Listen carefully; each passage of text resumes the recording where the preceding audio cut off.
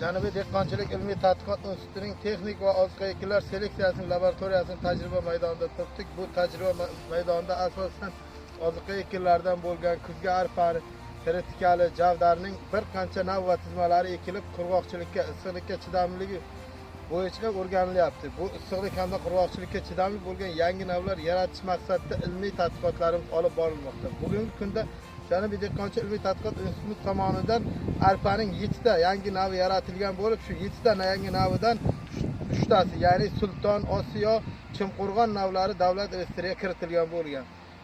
Bugun 5-aprel kuni bu navlarimiz, ya'ni yangi davlat reyestriga kiritilgan Sulton, Chimqo'rg'on, Osiyo navlarimizning to'liq boshoqlash fazasida turibdik. Bu faza boshoqlash fazasida turibdik. Bu ya'ni erta pisharlik xususiyati borligi, ya'ni erta issiq tushishdan oldin don to'lishishi o'zida xususiyati borligi, donning sifat ko'rsatkichlari, ming dona don vazni, hosildorlik ko'rsatkichlariga ijobiy ta'siri borligi aniqlandi. Ya'ni bu yaratilgan navimiz, yangi 3 ta navimiz 20-may kuni to'liq pishib yetilgan bo'lib, o'rim yig'im ishlari amalga oshiriladi.